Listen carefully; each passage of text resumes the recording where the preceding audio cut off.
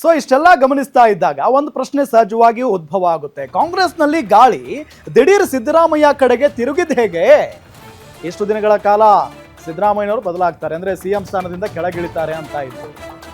ರಾಜ್ಯ ಸರ್ಕಾರ ಪತನ ಆಗುತ್ತೆ ಅಂತ ಹೇಳ್ತಾ ಇತ್ತು. ಈಗ ನೋಡಿದ್ರೆ ಏಕಾಏಕಿ ಸಿದ್ದರಾಮಯ್ಯನವರ ಕಡೆಗೆ ಗಾಳಿ ತಿರುಗಿಬಿಟ್ಟಿದೆಯಲ್ಲ ದಿಢೀರ್ ಅಂತ. ಒಪ್ಪಂದ ಅಂತ ಕನಬರಿಸುತ್ತಿದ್ದ ನಾಯಕರೆಲ್ಲ ಈಗ ಉಲ್ಟಾ ಹೊಡಿತಿದ್ದಾರೆ. ಸಿದ್ದರಾಮಯ್ಯ ಮುಂದೆ ತಂಡ ಹೊಡೆದ್ರೆ ಹಾಗಾದ್ರೆ ದೊಡ್ಡ ನಾಯಕರು ಸಿಎಂ ಸಿದ್ದರಾಮಯ್ಯ ಪ್ಲಾನ್ ಏನು? ಅದು ವರ್ಕೌಟ್ ಆಗಿದ್ದು ಹೇಗೆ?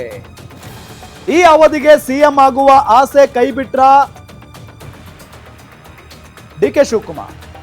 ಶಾಸಕರ ಬಹಿರಂಗ ಹೇಳಿಕೆಗಳಿಗೂ ಸಿದ್ದು ಡೋಂಟ್ ಕೇರ್. ಮುಖ್ಯಮಂತ್ರಿ ಸಿದ್ದರಾಮಯ್ಯಗೆ ಬಂಡೆ ಬಲ ಸಿಕ್ಕಿದ ಹೇಗೆ?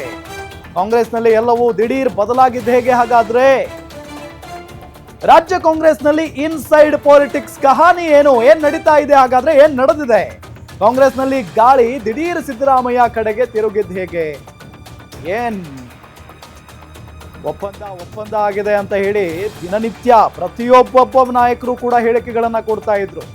2.5 ವರ್ಷ ಸಿಎಂ ಸಿದ್ದರಾಮಯ್ಯನವರಾಗಿರ್ತಾರೆ, ಇನ್ನು 2.5 ವರ್ಷ ಡಿಕೆ ಶಿವಕುಮಾರ್ ಸಿಎಂ ಆಗ್ತಾರೆ. ಸಿದ್ದರಾಮಯ್ಯನವರು ಸಿಎಂ ಸ್ಥಾನವನ್ನ ಬಿಟ್ಟುಕೊಡುವಂತ ಕಾಲ ಬಂದ್ಬಿಡ್ತು. ಏನ್ ಹೇಳಿಕೆ ಕೊಟ್ಟಿದ್ದು ಕೆಲವೊಂದಿಷ್ಟು ದೊಡ್ಡ ನಾಯಕರು. ಸೆಪ್ಟೆಂಬರ್ ಕ್ರಾಂತಿ, ಅಕ್ಟೋಬರ್ ಕ್ರಾಂತಿ, ಇದರಿಂದ ಸರ್ಕಾರಕ್ಕೆ ದೊಡ್ಡ ಮಟ್ಟದ ಮುಜುಗರ ಆಗ್ತಾ ಇತ್ತು, ಜೊತೆಗೆ ಸಿಎಂ ಸಿದ್ದರಾಮಯ್ಯನವರಿಗೂ ಕೂಡ.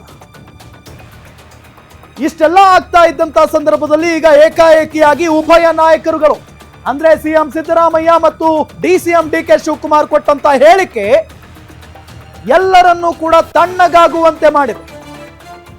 5 ವರ್ಷ ಪೂರ್ಣಾವಧಿ ಸಿಎಂ ಆಗಿ ನಾನೇ ಇರ್ತೀನಿ ಅಂತ ಹೇಳಿ ಸಿಎಂ ಸಿದ್ದರಾಮಯ್ಯನವರು ಹೇಳಿಕೆಯನ್ನ ಕೊಡ್ತಾರೆ.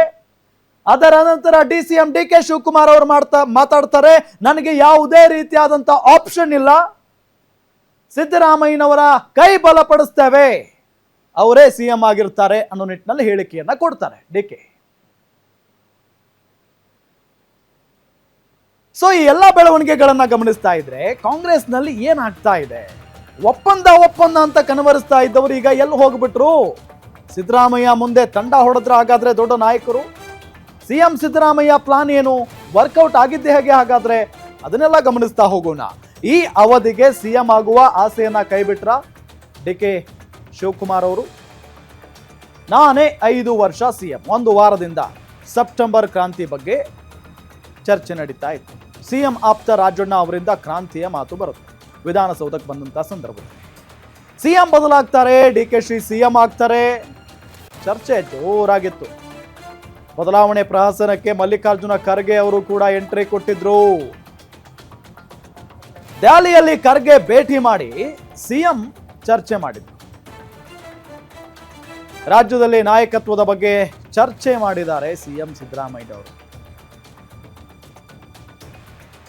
ಮಲ್ಲಿಕಾರ್ಜುನ ಖರ್ಗೆ